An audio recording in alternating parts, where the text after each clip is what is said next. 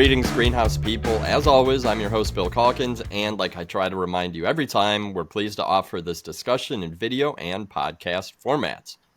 My guest today is back to share more tips and tricks. Dr. Will Healy is our favorite recently retired technical manager from Ball Seed.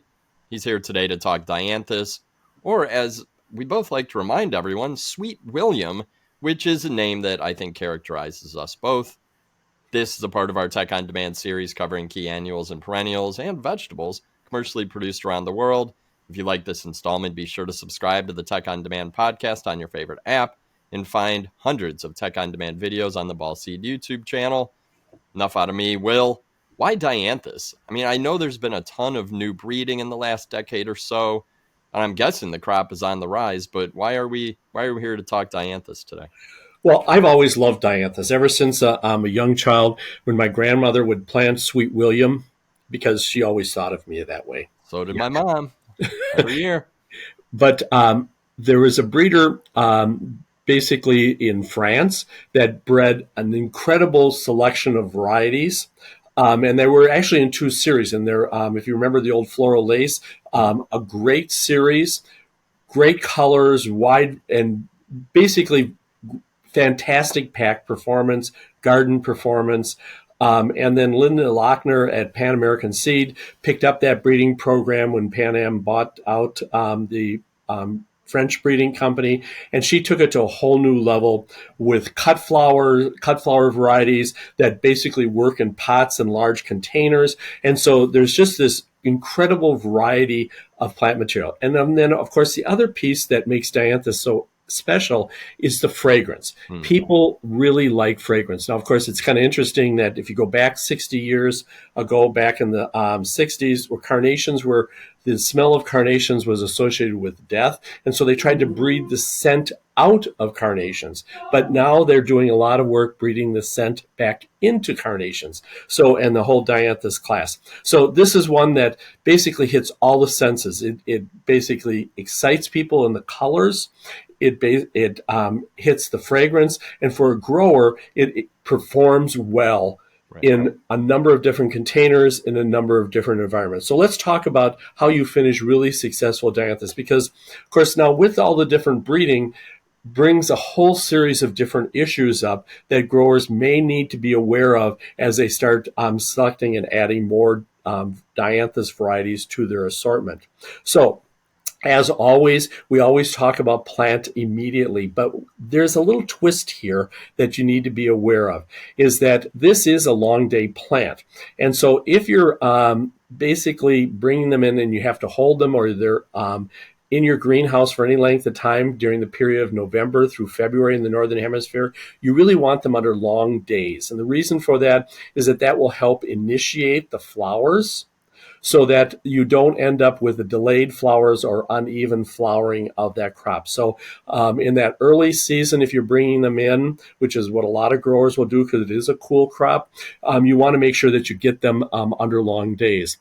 As always, don't hold them a long time, because this one will root bound very rapidly. And when you get that root bound, they basically just don't root out, and so that you don't end up with the performance both for yourself and for the consumer. Also, make sure that when you're holding them that you avoid any root wrapping up, especially at the top of the soil ball, due to improper watering. Remember, dry down to a level 2, lift those trays up, check the bottoms of the trays, and to make sure that they're drying down, and then water them up to a level 4 so that you basically always end up with wet dry from top to bottom. If you're holding them, this is a cool crop, as we mentioned. So basically hold them cold. 40 to 50 degree night temperatures, days less than 70 to prevent stretch is really important. Now, a couple of things about best management practices is we really want to make sure that we water in this plant before you plant them, and use some 20-10-20 to get them to branch and to get them to basically take off and grow rapidly. One of the problems that we see is that growers basically aren't feeding them before planting, and they kind of stall out, especially because it's normally grown under cool temperatures. And under those cool temperatures, if they don't have a nice feed in that plug itself, they're just not rooting out into the root ball where the nutrition is to get the plants growing. So we like to, at planting, Before you plant them, put on about 200 parts per million for 20-10-20. If you're going to have to hold them for a number of days without any fertilizer, just operationally, then make sure that before you plant them, you put on more, like 300 parts per million. And if you're holding them for more than 7 to 10 days, make sure that you're putting some low-level feed on them continuously to prevent any fertilizer stress, and make sure that you're feeding them again with that 200 parts per million before you plant them. One of the issues with Dianthus is because a lot of these are interspecific, meaning that they take two different species and cross them together. And what that results in is you do end up with some off types, and the off type in Dianthus is it rapidly initiates flowers. If you're plug producer or if you're producing them yourself, are growing them under long days, a lot of times those seedlings will initiate very rapidly, and you'll end up with this problem as we see in this picture, especially on the early plantings where they've been grown under long days, where you have some plants that just basically flower rapidly and they're just like a runt in a pot, whereas the plant right next to it, you end up with a nice growth. So make sure that if you remove the plants, and what you're looking for is you want the plants with nice wide leaves. You obviously want to discard anything that's got a flower bud like the picture on the right. Or you also want to get anything that is spiking, that is basically it's popped up and it's got these narrow, thin leaves that aren't very wide. So if the width of the leaf has gone down, those probably are initiated, because that's one of the tricks on figuring out, have my Dianthus initiated flowers or not? Dianthus can be used in an enormous number of different containers, everything from packs to pots to very large containers. So really it's a matter of looking to see what you want to use. So we look at a number of different crop times. It's a little bit longer crop time. That's why growers will plant them earlier in the season, especially during December, January, so that they can get the crop time in before they're ready to start selling them, around Mother's Day and beyond. So you really want to get them planted early, and basically you got to watch that photo period issue. Otherwise, they just will not initiate, and you're basically trying to sell them in June. Looking at different crop times, and one of the things to really be aware of is this an interspecific variety? If it's an interspecific variety, it really has a much longer crop time than things like floral lace or some of the more traditional older varieties. So you really want to go and look at your breeder recommendations, check their catalogs, and see what is the crop time that they're recommending, especially if you're starting to use some of these newer genetics that have entered the marketplace. This is a crop that is very sensitive to nutritional issues and also wet and dry cycles. And so really you want to make sure you look at the media that you're using, and you want to make sure that you're using 70% peat so that you can hold that nutrition, and that the bulking material or filler, things like hydrofiber or any other materials, don't start getting above 30%. So you got 70% peat and then the bulking agent.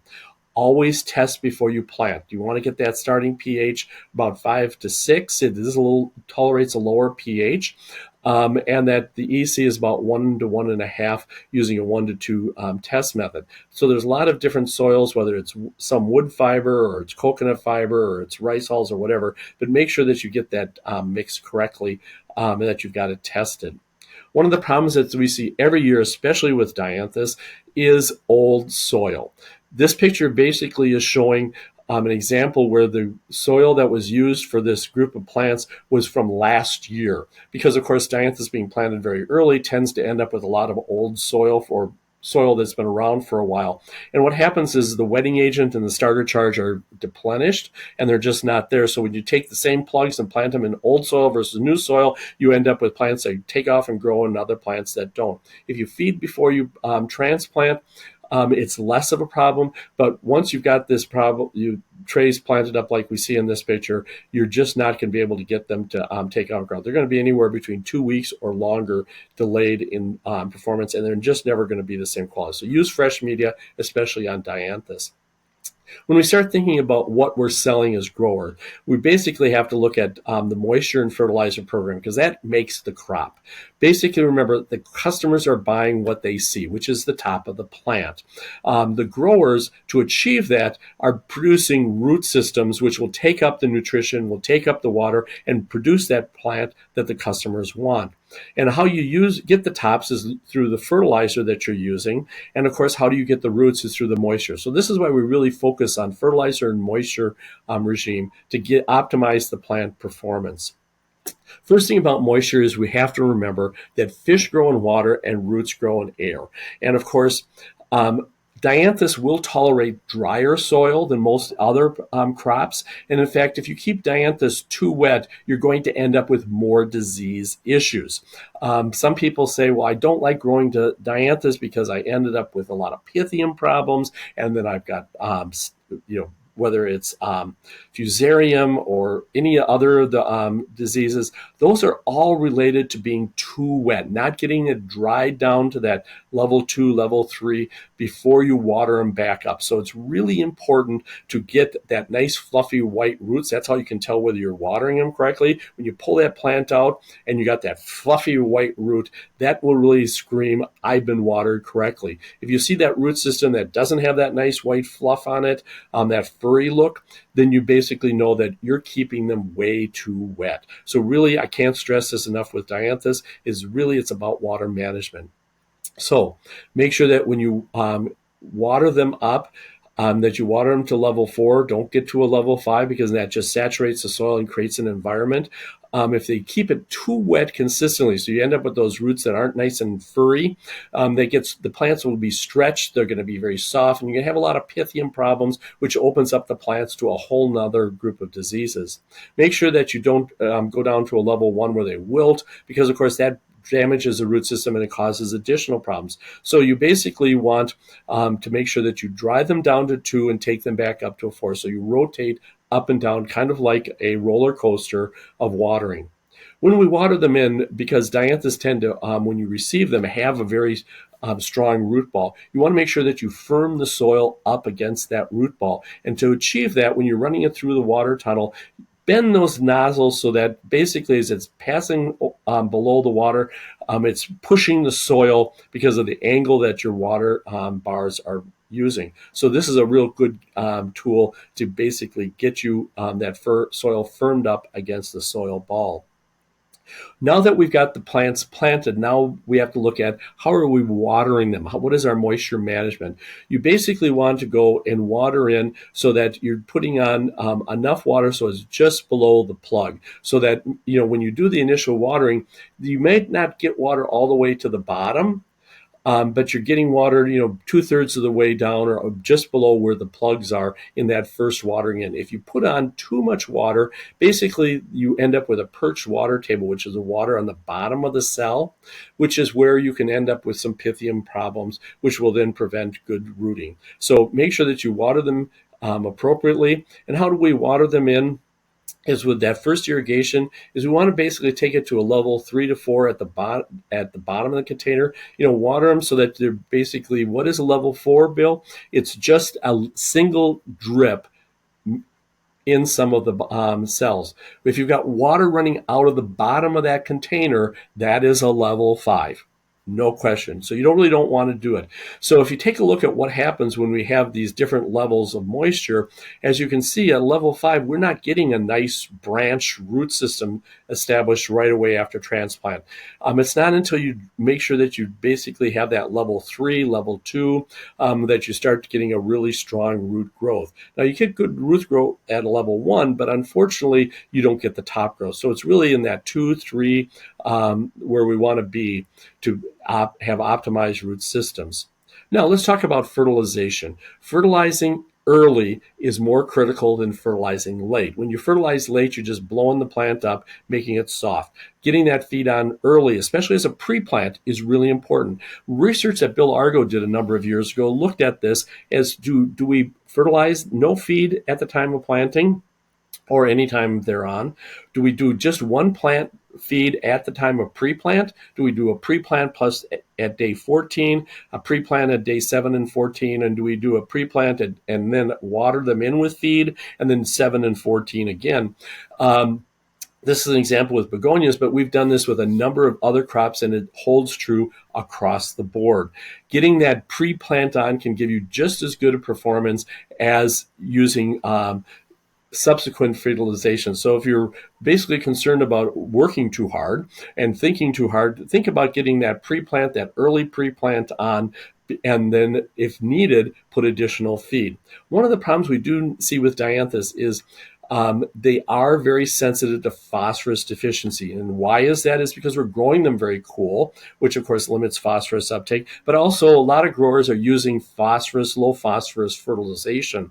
And so how we know we've got phosphorus issue is that we get this purpling, the reddening of the lower leaves. Because phosphorus is translocated from old foliage to young foliage, is basically as phosphorus deficiency always appears in those old foliage first. So if you see a lot of purpling in your crop, that basically should be the bell that says, I have a phosphorus deficiency. And to correct that is using a low level of 20-10-20 or 17-5-17. Basically, it promotes leaf expansion and will correct that problem. If you see that you've got a lot of foliage, but you're not getting the flower performance and you're getting a lot of stretch, basically really back off on that feed that you're putting on after you're doing the planting. If you see that the plants are just not sizing up, you're seeing a lot of dirt and you're not getting the plant to cover the soil, basically look at 75 to 100 parts per million plus a micronutrients on a regular basis. Excess feed only gives you growth regulator issues, meaning that you're going to have to apply more growth regulators. So you're going to have to work too hard. So don't overfeed, then you don't have to work as hard. One of the things that is really important, I think, and a lot of growers aren't doing, is make sure that you're putting some feed on that crop before you ship it out to the final retail and the consumer. That does two things. One, Dianthus has a good retailability holding at the retail, and will continue to flower and continue to look good if it has some feed in the soil. And that's why we want to make sure that when you put those Dianthus, and especially early in the season, because it is a crop that is suitable for early ship dates, make sure that you put some feed on it, so when they're just being watered at retail, that you're basically going to keep the plant's nutrition up. It also helps improve consumer success.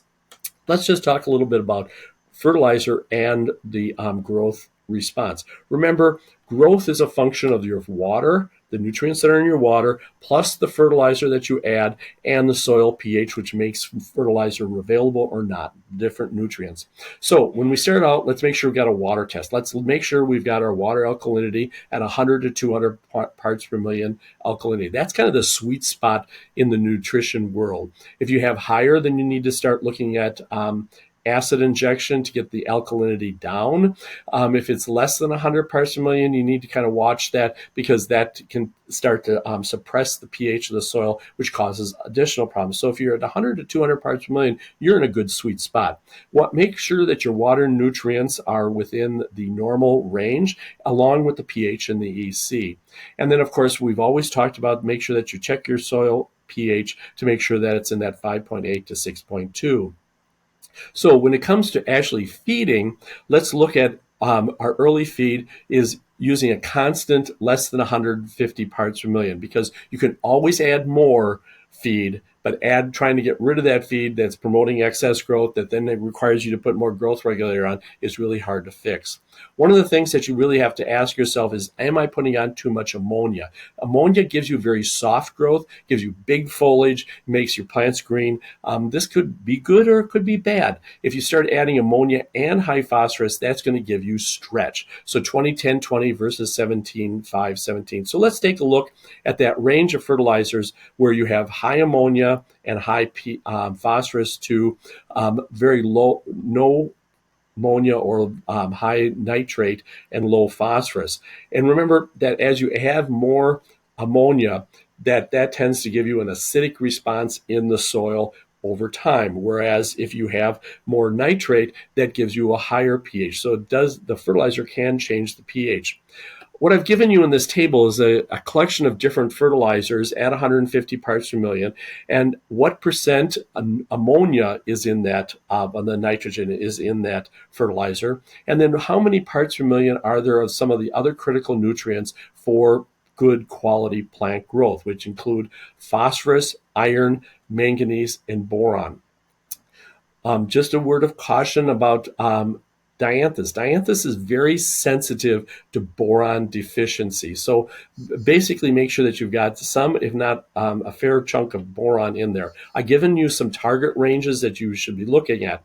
Now, if we look at these various fertilizers, 20-20-20, 20-10-20, 17-5-17, 15-5-15, 13-2, 13, 15-0-15, and we look at what percentage of the nitrogen is in the ammoniacal form. And as you can see, as we change from 20-20-20 to 15-0-15, the percent of ammonia, which is the stretching and soft growth, decreases as we go to these other fertilizers. Notice also as we reduce the amount of phosphorus, which is the middle number, you also reduce the amount of phosphorus. So as you start going down to 15-5-15, 17-5-15, notice that you start getting into the target range of that 10 to 15, less than 20% part per million at 150 parts per million nitrogen. And so that's why when we look at what is an ideal fertilizer, if you're just looking for a fertilizer that's going to give you nice, even growth, 17-5-17, 15-5-15, 13-2, 13 are nice fertilizers to look at. As you want to get more stretch, some more push on it, then you want to be looking more at 20-10-20 and also 20-20-20. So really that fertilizer can make a big difference. Notice that the boron, by and large, is just not present in a lot of these fertilizers. So really look at your fertilizer source to see, do I have boron? Check your water. Some people have very high boron in their water. Some people have no boron in their water. Because if you start seeing boron deficiency, that could be easily corrected. Let's talk about light, photoperiod, and temperature, because this is all about getting the plants to bloom. Dianthus is a high light requiring crop, so the more light you give it, the better off you, the better the performance. Under low light conditions, you get a lot of internodal stretch, especially if you've got a high diff or you are running them at high temperature. High temperatures or high light conditions will increase flowering.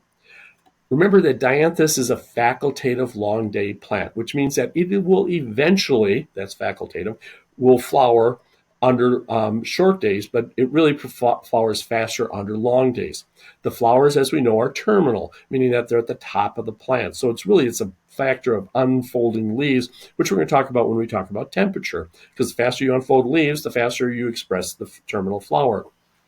Now, Dianthus, as far as initiation, it does have this juvenile stage, as we saw in that earlier picture where we had a plant that was still vegetative versus one that had a lot of flowers. That is a good example of a plant that had a very short juvenility, because it was induced rapidly, whereas the other plant basically was basically bulked up, even though because it was grown under natural or shorter photoperiods. So you can use the photoperiod to give you big bulky plants, delaying flowering, or you can use long days to promote rapid flowering. That's why we talk about if you're holding plugs, you basically should hold them under long days to basically make sure that they're induced at the time planting.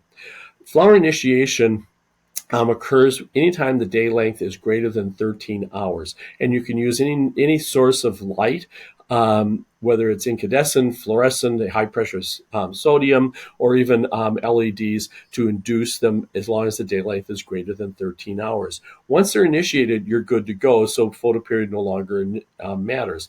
So when we start looking at when do we need to really be worried about photoperiod, is remember that we have naturally long days from September, about the middle of September, till sometime in April. So, sometime in that window, by the 1st of April, we're good to go. We have natural days, which are shorting from April to August. And there's a lot of publications available that give you the photoperiod. When do you have a greater than 13-hour day? You can basically, any of the weather apps will quickly tell you that. So if you're less than 13 hours, basically you want to be out there and get some long day treatment on them. Now, let's talk about temperature. These are responsive to temperature. It is considered a cold-blooded crop. There's not a lot of those. Pansies, violas, Dianthus are all cold-blooded, meaning that their base temperature, which is at the temperature at which they don't grow. Nothing happens at 38-degree base temperature.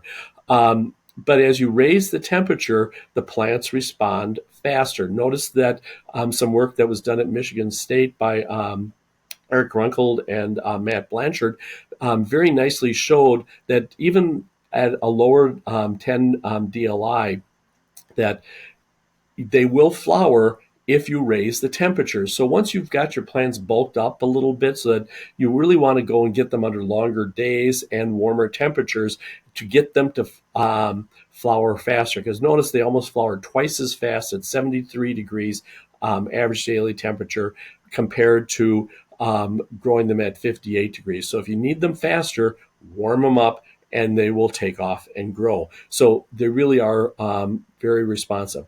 Soil temperature is a critical factor. So make sure that if you can keep the soils warm, that's really a good idea. And with Dianthus, remember, cold water suppresses the soil temperature. So you may, if you've got early in the season, if you have tempered water, that will go a long ways to warming that soil up. Avoid very high temperatures because you can start getting stretch. You can see these plants are starting to stretch a little bit. But if you're going to run them at high temperatures, make sure you get your growth regulator on them. If you're really trying to do this the simple way without a lot of photoperiod control or temperature, planting them about mid-season for your spring season is to give you the best results.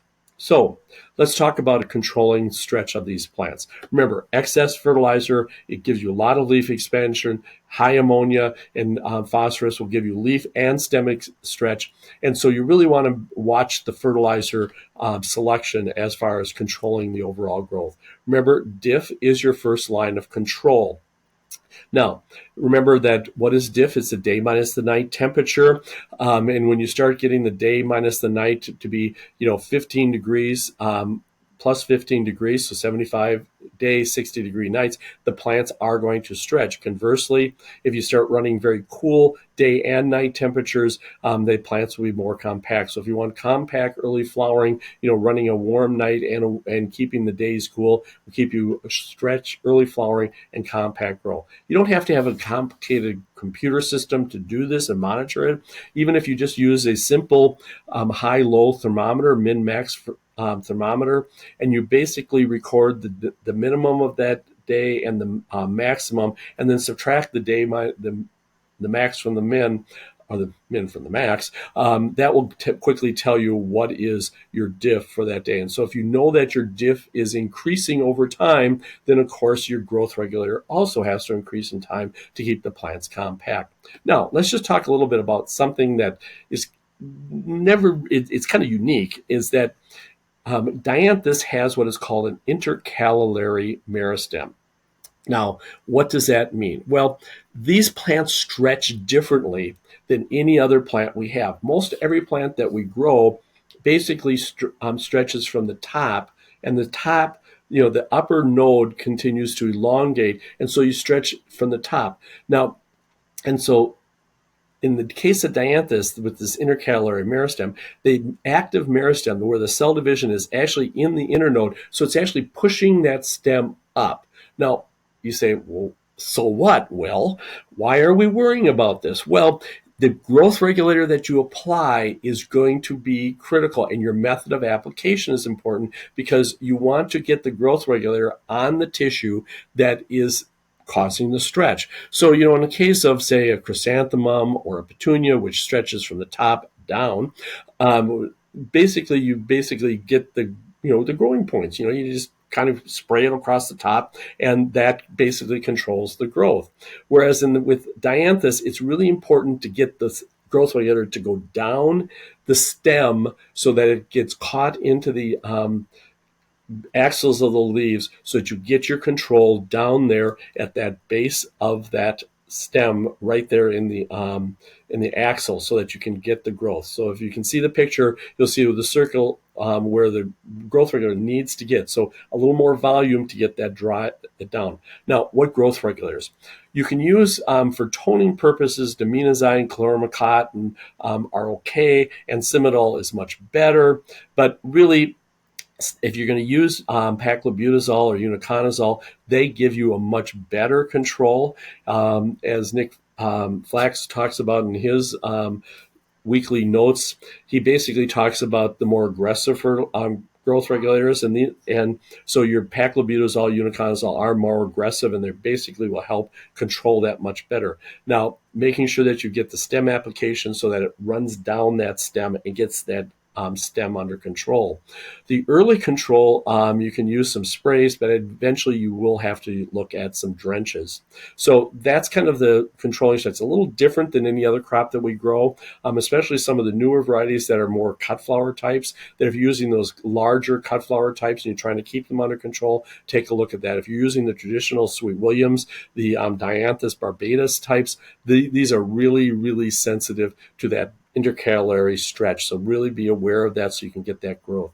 When we look at insect control, Dianthus can be either ridden with a lot of problems or not much at all. And a lot of it has to do with checking the plants and checking for diseases and insects under your benches, because that's where a lot of these diseases come from, and over the benches. So just don't monitor above, also look underneath. Thrips are probably one of your big control concerns, because they will basically disfigure the flower quite extensively, and they burrow down into the calyx where the of the flower, and it's really hard to get rid of them. Mites can be a problem, especially in the last couple of years. We've seen more mites, and of course aphids basically dropping in.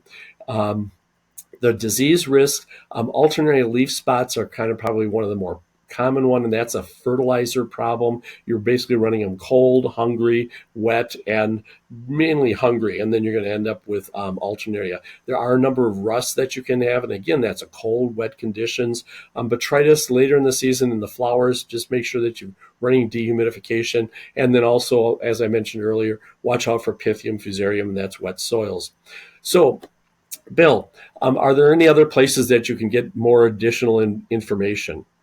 Definitely there are, and I also want to thank you for this rundown. There are a lot of nuances, it seems, to this crop, specifically because it is a cool season crop. You're starting it at a different time of year than you might be used to, but there are plenty of tweaks, like you explained, to lighting, to temperature, and then keeping an eye on that stretch. So thank you so much for that deep dive into Dianthus.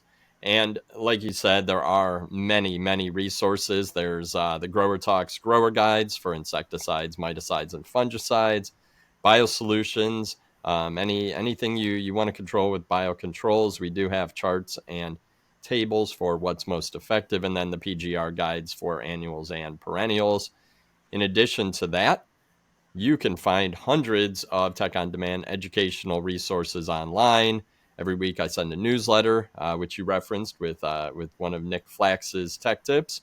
He writes every week, provides great grower information, and I send it out every Friday.